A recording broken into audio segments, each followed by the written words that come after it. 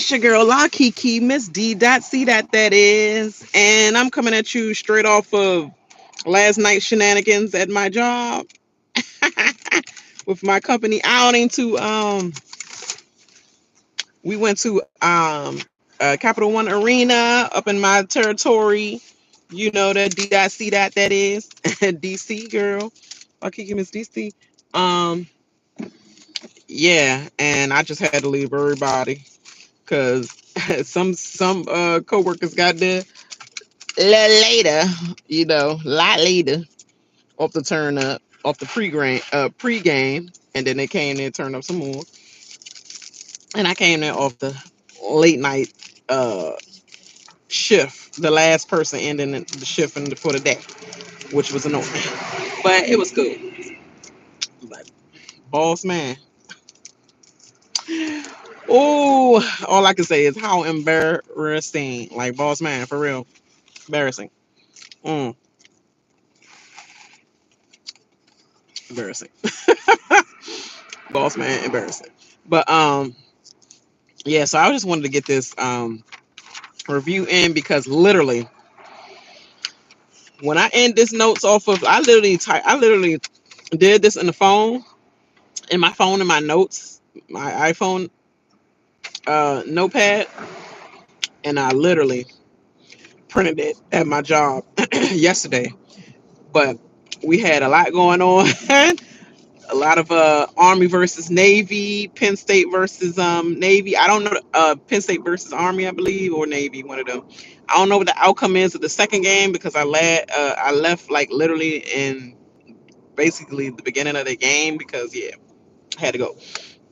But that first one, Army was killing Navy. Like Army was killing Navy, like point blank in the period. Like wow, Navy, like not a fight at all. It was a fight. It was a couple of fights in there, so I was like, oh, okay, that's about to be, that's about to be. Okay, but the point is, what I'm saying is that you know how I'm normally excited to talk about like immediately after I watched the episode of Housewives of Potomac. Yeah, I've been struggling all these couple of days of getting this out, but I'm gonna go over real quick because I gotta make sure I get available parking in this garage right here. So let me hurry up and do this. So make sure you like and subscribe to this channel. Yes, make sure you share this video with everybody. Period. They care. If they don't care, share that shit anyway. You know my motto. um, this is called like I'm telling a story. Who am I, Mr. Nightmare? My guy. RHAP season 9, episode 10. This is called Love in the Fast Lane. Okay, have I heard that before? You live in a fast lane. I living in a fast, like fast life, working, going out to eat with your family, like my immediate husband and my sons and all that, like literally fast lane, and then going to the casino here and there. But neither here nor there. That's what somebody said. You living in a fast lane. I'm like, okay, I've heard more horror stories of fast lane, but okay, I digress. That's another ventation video. So it starts off with Giselle calling her kids, Alora. What's the other girl's name? Ooh, I know the other girl's name. I can't think about it right now. And I really don't care to think about it because it's not that deep. But the point is, the 19-year-old and the 18-year-old twins, Alora, Adore. Yeah, I keep forgetting that older kid name, but she's so cute, pretty. She's explaining to her kids basically her dad's will and no will, I would say. And basically, it's going over the fact that this is why I don't be trusting these hoes out here. Because you could be on your deathbed and people would throw your freaking throw your will in the trash. Well, I'm just thinking, I know you think you had the best relationship with your dad, but is it possible, dare I say, that your dad knew the foolish choices you made in life with the men you choose, and he just knew that it might have not been protected for the girls, dare I say? I don't know. But sometimes like they love you a lot, She said, oh, he loves me. He loves my daughters almost more than me. So for them to not get nothing, that's crazy. And that part is probably crazy, and that part is true. That's what happens sometimes. So you got to make sure everything is protected. Like me, I that this episode just made me be more, even more on top of my game. Like I know I have some stuff in the works for my son and my husband, but I need to make sure I do have that wheel, ironclad, and that's why on my benefits and stuff, I made sure I got paying extra for lawyers in the future. This coming January 2025 on my taxes, not taxes, benefits package.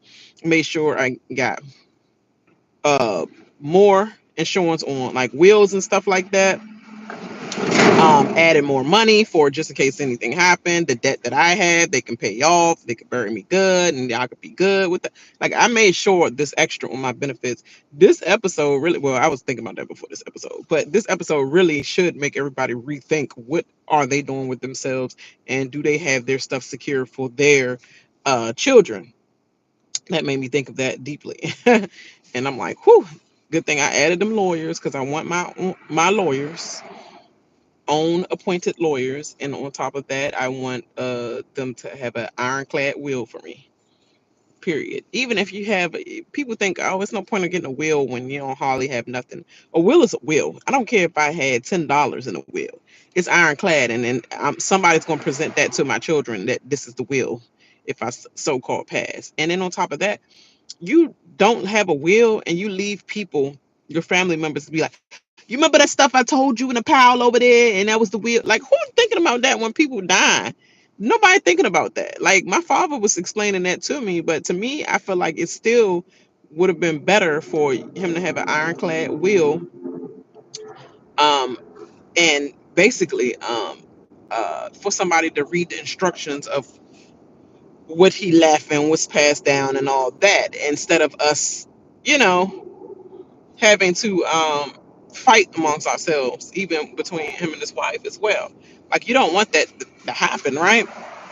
So you just like, please make it easy. Just have somebody, a representative, to come in case this happens. So to me, I feel like I'm thinking about that. I'd rather have a representative that just come to and tell the people that they're telling what's going on with that. But anyway, that was a good scene or whatever. Her kids are like, can't you just do what daddy did or grandpa did or whatever, and literally have a will written up uh for us already, ironclad, so that it was a yeah, Edward, sorry y'all, let me take a pause real quick. Edward, you don't even know what woke me up this morning, young. Scared the living daylights out of me, young. You do not know, young. Something said la kiki, la kiki, la kiki. No, I'm for real. Like literally, it was 6 in the morning, and it was about to go on 6:30, but it was 6 a.m. And I looked at the TV and I was trying to freaking like change the channel. I kept trying to change. You know how I do when I have the remote in my hand, and I was just trying to keep changing it to Peacock, something on Peacock, and I was just like, and I dozed off and I went to sleep. Right? Why? I guess I've been asleep for almost about 30 minutes or close to 30 minutes. And why something was like, La Kiki, La Kiki, La Kiki. I'm like, that can't be nobody I know calling me La Kiki. Nobody called me La Kiki. And I'm like, what in the world is that? Is it? I don't know. Like, I have theories, but La Kiki, La Kiki. And I was, you know how I'd be annoyed? I was like, what? What? What? That's what I was like, right? Why I felt the pressure on the bed, like somebody was over top of me, about to like either keep whispering to me or like, I don't know, shake me up or something to say get up or something. I don't know. Like I felt the pressure of the bed go down, young. Like it literally went down and it was over top of me. I jumped up out of my sleep, and the first thing I did was look, or like look on top of me. Like I was like, because I felt the whole pressure of the bed go down. But young, I swear, La Kiki, La Kiki, La Kiki, get up. Like it was like that. And I was irritated. I was like, what? What?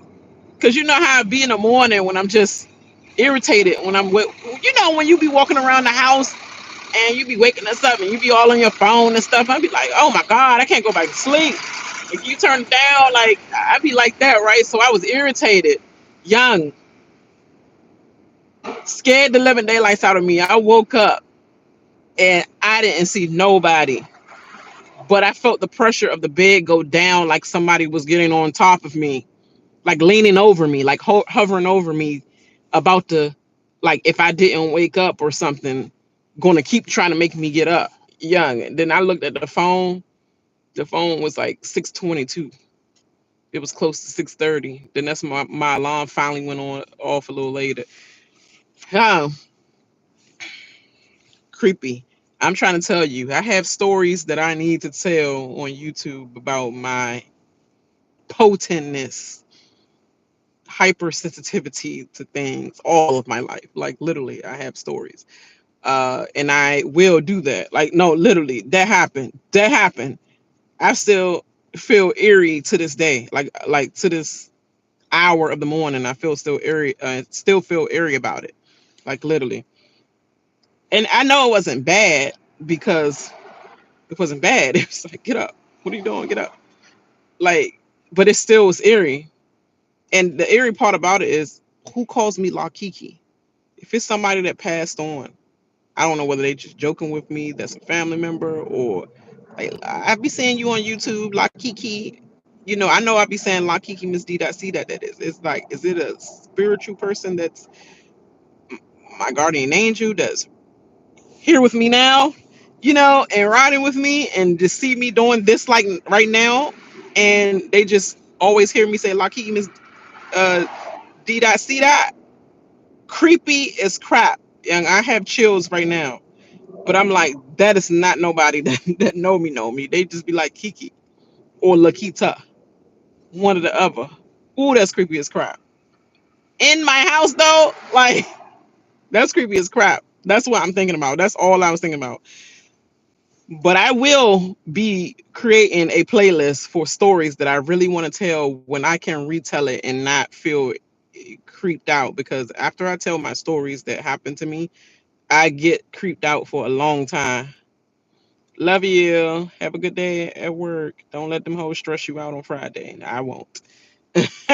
We about to have an embarrassing meetup with the with the boss. How embarrassing from last night. But anyway, y'all, back to Giselle and her kids. Yeah, so that was good. That was good that she did that explanation to her daughters or whatever. I think her daughters was looking like they was about to cry because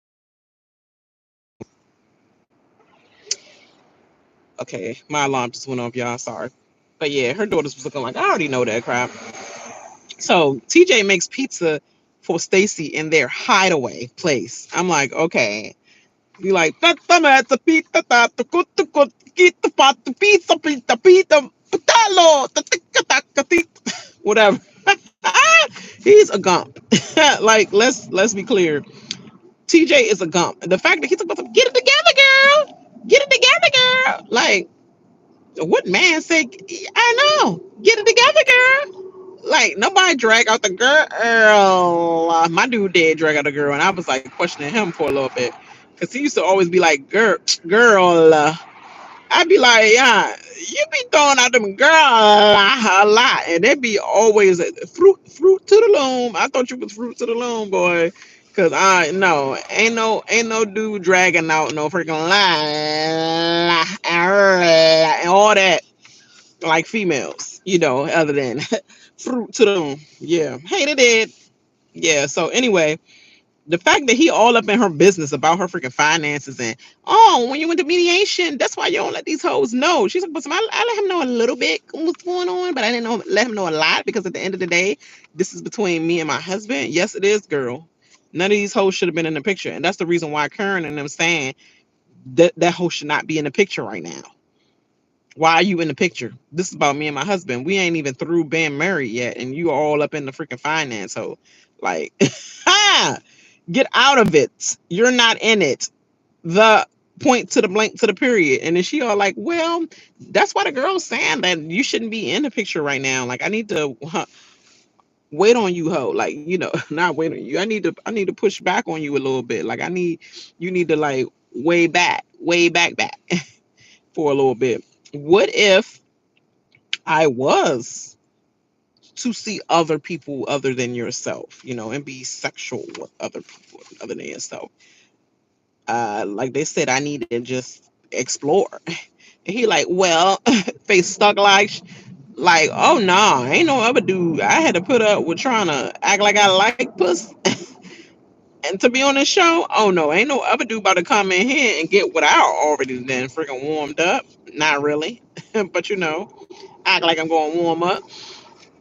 And he was all like this weak explanation. Well, why would they want you to just? I don't think the answer is going out there and being a thought. I think the answer is like find yourself or something like that. But I will hope that you choose me. I mean, I did. She was like, I the wrong answer, TJ. I wanted you to be like, no, I don't want you to see anybody else. I want you to fight for me. He was like, well, I did say I would be bothered. I didn't say I was going to be not going to be bothered. I did say, well, boy, you didn't say anything. So, but somebody did say, I didn't. It's not like I wouldn't be bothered. I did say, I hope you choose me. I hope you choose me. Is not fighting for nothing, and you know it. Talk about something. I don't like the fact. Like, why do you want to go on a man skeet? Won't you just want to find yourself? Like, I don't care what the women are talking about. I'm trying to be on this. So I don't care what the women are talking about. That's basically what he was saying. Next, he's a whack. Like he's whack. Period. Whack. Everything. Haircut, all that. Whack. Wendy tells her mom through the whole entire episode that she basically wants to quit being a professor. I'm like, girl, didn't we cover this like a season or something ago? When you was already talking to your mom and like warming her up about I want to do something else, and then she was like, I rebuke that and all that. Wendy mom stopped doing this prayer when she was in the middle of ordering. Girl, you start doing the prayer when the order was still like not all the way ready, and we're still talking with the waitress. You think the waitress gonna wait on your prayers, girl? Talking about some that was rude. See what you have missed, would have missed if you didn't mess up my prayer. Girl, you didn't say nothing. You was like the whole and like, girl, I could have did that. But she's so respectful. She was like, sorry, mom. Yeah, you right. Sorry. Sorry, mom. Sorry, mom. Like the mother talks so slow that I cannot. Why did you do that? Like, oh, I cannot. I'm sorry. Let me stop talking about mothers. But I just I can't. I can't when people to talk that slow. I'd be like, you know how I do. I'm just like, so what's going on? So what's the solution? So what's what are we doing? Like, you know what I mean? I can't like 5 hour story. Well, I was trying to. What was you trying to tell me? Like, I'm just like that. I cannot with her mother. I cannot. I'm like, mom, look, she took the whole entire episode, and they literally went through the whole entire episode to tell her mother that she did not want to be a professor no more, and she wants to go on and do new things or whatever. I was like, oh my god, that is so freaking childish. If you want to stop feeling like a child around your mom, you have to like grow some woman giant. Say it with your chest. You know what I'm saying? Doctor, I'm about to say Professor, her sister, the doctor. She was like, "You brought me here and you ain't tell mom." She was like, "I think I need to bow out of this conversation. Can I bow out?" Wendy was like, "No, no, you can't." And she was just the sister was like, and Wendy was like, you gonna help me say it? And the sister was like, I don't know who you, I don't know who you think.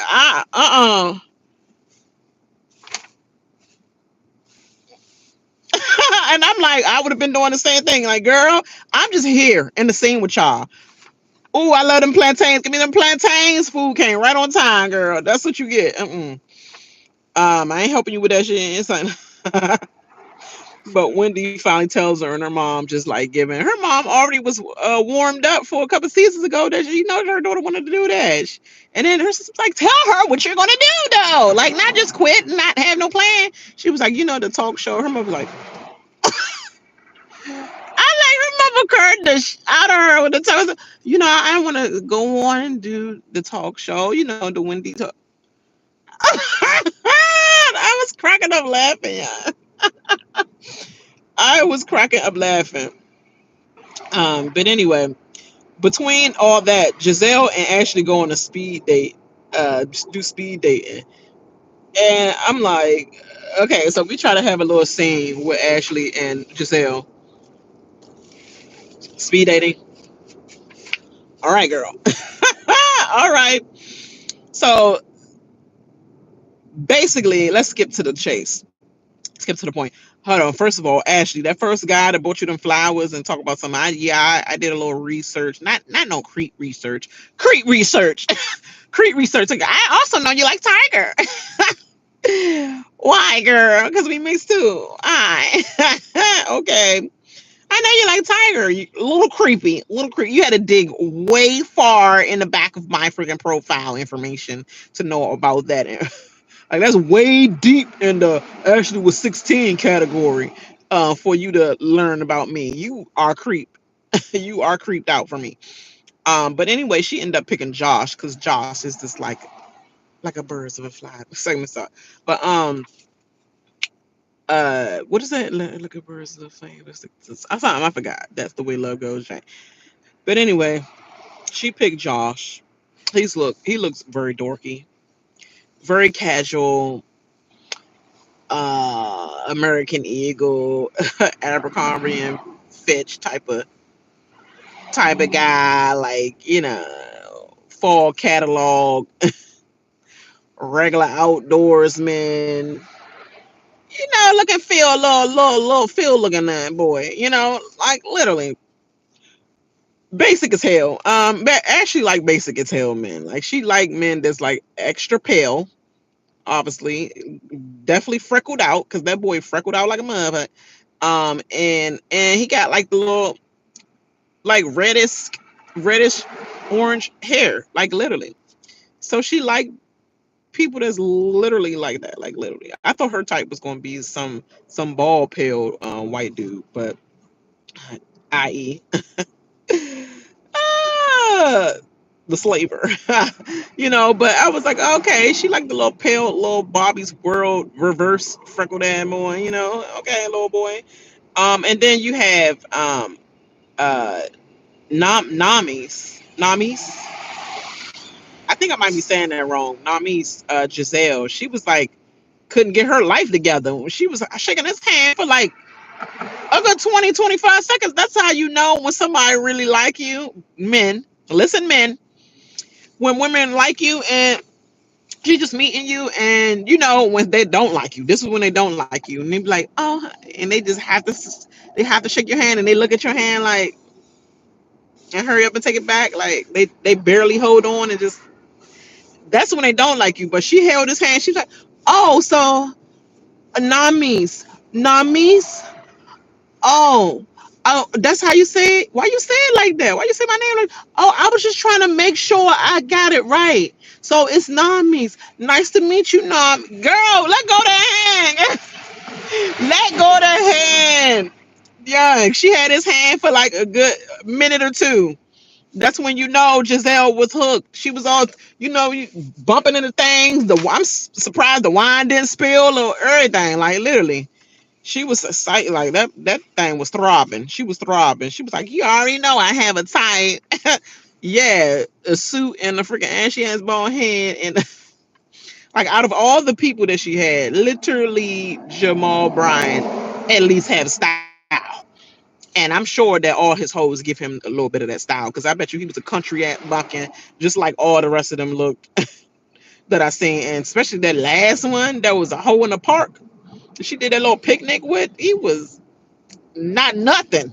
So I see why you was in love with Eddie, because Eddie was something to look at, and he wasn't bald, but you like that chocolate on that vanilla, that caramel. I would say, yeah, Eddie was great looking. So that's the only taste I seen you had. But this man, all of them had weird shaped heads. I'm sorry, but Jamal to me has to be the best out of all of them, because at least the facial hair and the lineup with the face and all that look like something, But now that's through girl. That other girl got her, But anyway, they have a type. So, obviously they're gonna go out or whatever. And then I seen in the next preview that it looked like Giselle was sitting on the lap or something, but they was on the side. I think Ashley was on one of the trips. She was sitting on that boy Josh lap.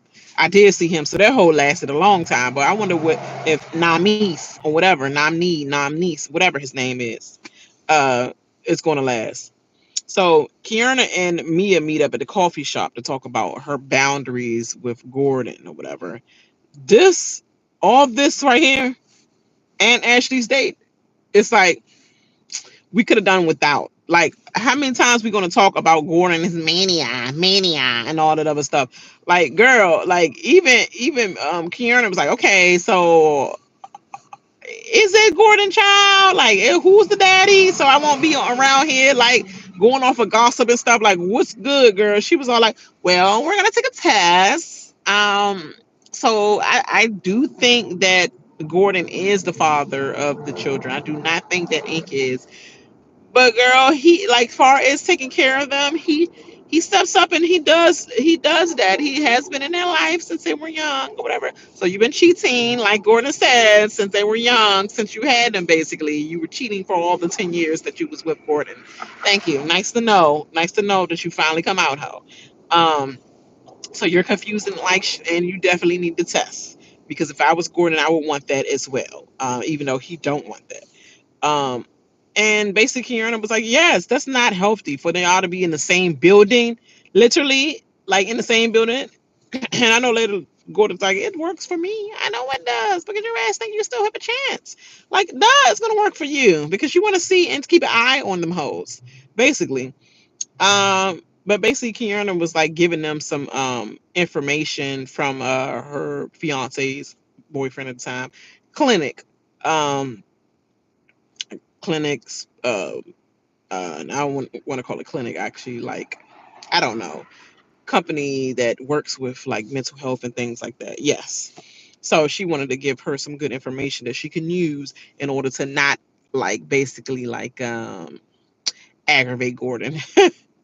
Like, if you see him in a manic state like that, this is the things that you should do in order to avoid that or to tamper that, basically.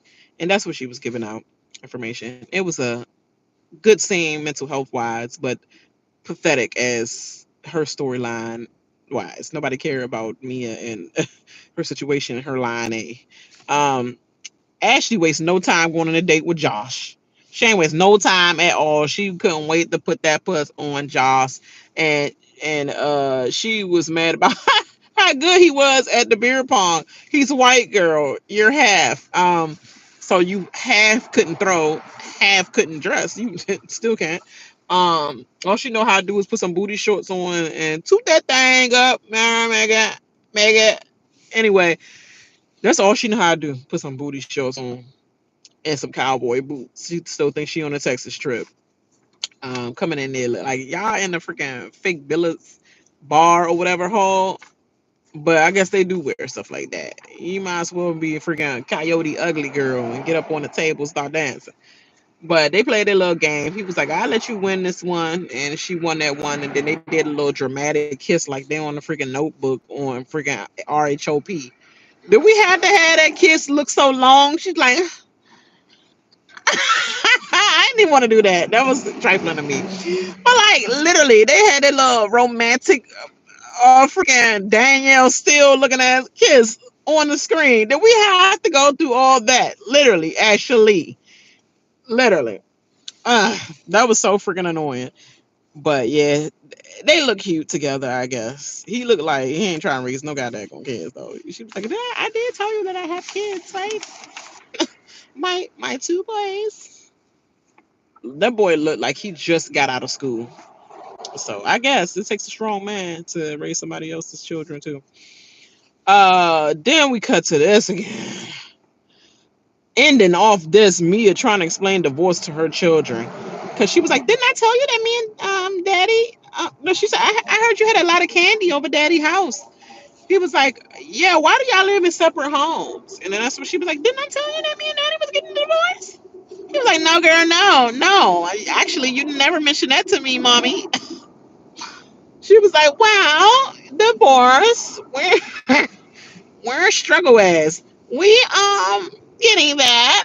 Then Mia's daughter, she hipped her mom game.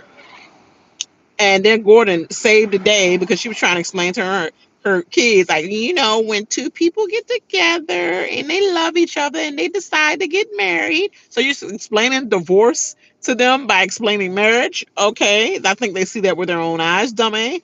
But okay. And then that's when Gordon came in. She was like, making cookies. And then her daughter started whispering to her dad. It's like, Daddy, I don't want mommy to marry Mr. E. So I don't want that. And she was like, Mia said, huh? What'd you say? Nothing. Mia also, yeah, she tries to explain marriage. And Mia's daughter asks, where did you meet mommy, daddy? It was like, Miami. Yeah, but where did you meet mommy? South of Miami. South of Miami. He knew exactly. She was like, yeah, I know, but like where? Like where was the place that you met mommy? He was like, a club. A club. Yeah, daddy met me in a club. So what we was talking about what we was going back to was, yeah, we fell in love with the club, south of Miami. I was cracking up laughing, y'all. Daddy, where? uh, Miami. But where? South of Miami. South of Miami, where? A club. So back to what we were saying. Y'all go ahead and do arts and craft or whatever. We gotta talk. We gotta talk. But she said out loud to her daughter. Her daughter said out loud, "Mommy, you can't marry Mr. Ink." And she was like, "Okay, there you have it. I guess." She said, "You can't marry Mr. Ink." And she was like, "Go ahead and do some arts and craft." And she talked to Gordon, and Gordon was like, "I don't want my kids to repeat this pattern at all, because I've been married twice. You've been married twice, and no matter y'all, you might be getting ready to be married again, me too, whatever, and they just seeing this repeat of bad patterns of marriage. I don't want that to be the pattern of my kids." And Mia discussed her boundaries and explained how Ink doesn't think he's basically getting enough attention. I don't have enough time and attention to focus on him and our needs in our relationship, because you're so focused on Gordon and his manic state, his mania, or his friggin', bipolarism, mental health thing, whatever. So you don't have enough time to focus on me. I've been like, what hoe? I didn't like yeah, Gordon. What hoe? This hoe been focusing on you through our whole entire marriage, talking about something. I don't have time with you because you focus on Gordon. When you ever focus on me, hoe? When you've been cheating on me for 10 years?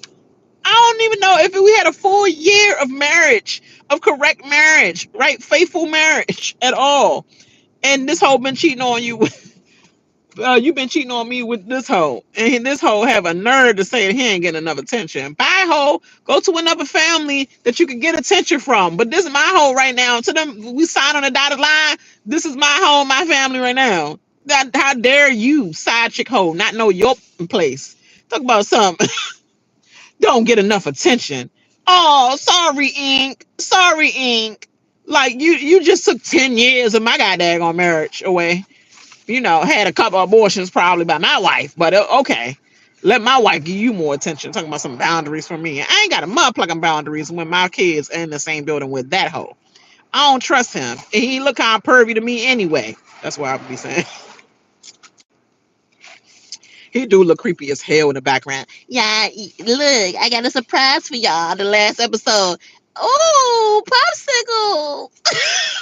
Yeah, creepy as hell. You thought you surprised him with popsicles like you was the man Kool-Aid. Like, Dude, going to have to come better than that, being a stepdad, giving freaking popsicles out, acting like, oh, yes, you can marry my mom now. You gave me popsicles.